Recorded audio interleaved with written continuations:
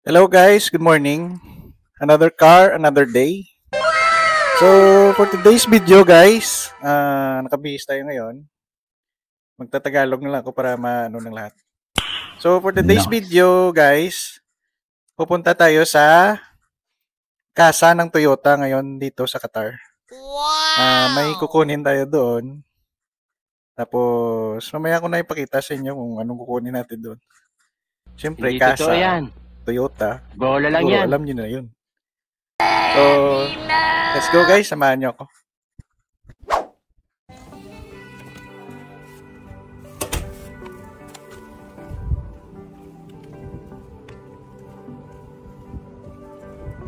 Guys, alas muna tayo. Sakay lang tayo ng tayo.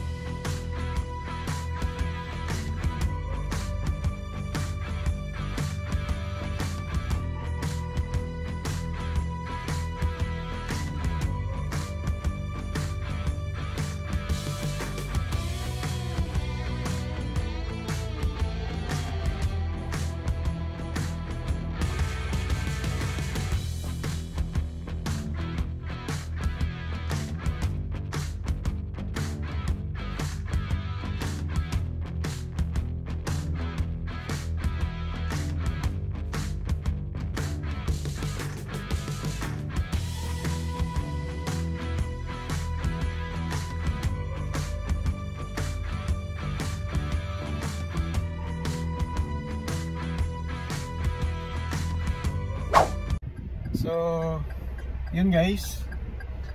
Galing na tayo sa Toyota. Nakuha na natin yung sabi ko na may kukunin tayo. So, ayan. Sana all. Ayan yung likod. Ayan guys.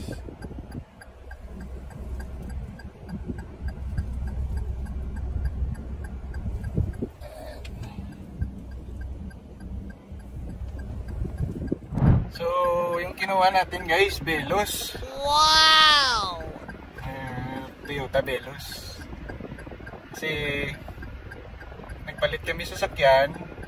Mininta namin yung isa namin sasakyan, yung ginagamit na karaan. Brand new yung kinuha namin guys, kasi para, parang wala nang problema sa, mga, alam nyo naman, pag sikanan, hindi mo alam yung history ng sasakyan.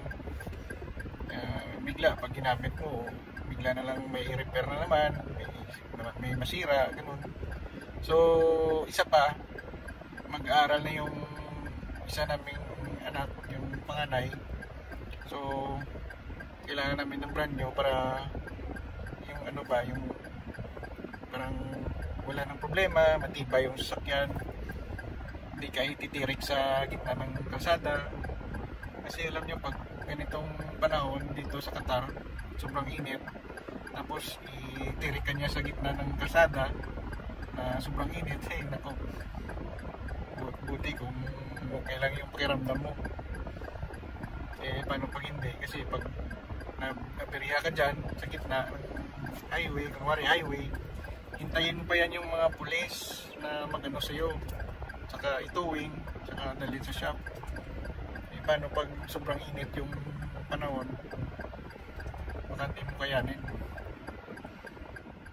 So ayan guys, dito na tayo sa bahay.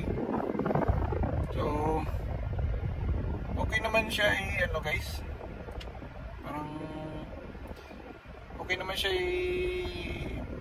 ano tawag dito, okay naman siya drive. Kaso yung ano lang sa kanya, ang ground clearance sa kalsada, clearance niya medyo mababa. Parang sedan lang siya na pinahaba. Unlike sa mga expander, medyo mataas yung ground clearance nila. Pero so far okay naman. So actually guys, dapat yung kunin namin yung LC 250. Damn! Yan dapat yung gusto namin. Kaso ano dyan, pag ginawa namin yun, parang magkakapusin kami sa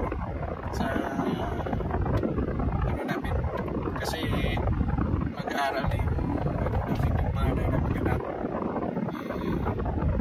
baka laging kami sa budget. Pero maybe tingnan namin next year. Okay naman kasi pag ibenta ko lang naman ito, tapos palit na kami ng gusto namin. Actually guys, yung first choice namin yung pinagpilian namin yung Cherry tsaka Jetor. Yun yung namin first choice na pera sa Prado. Yung kukunin namin na lang pwede sa namin ngayon, yun yung sana. Pero nagbago kasi alam niyo naman, China car. Di ba sigurado kung hanggang saan yung yan. So yun, balik kami sa Toyota. So yun guys, sa next video ko tutor ko kayo sa ng sasakyan. Kasi ngayon hindi ko pa to kabisado maigi, pag-aralan ko pa. So next video ko i-demo ko sa inyo kung ano yung niya dito. So ayun guys, dito lang yung video ko ngayon. See you sa part 2. So thank you for watching.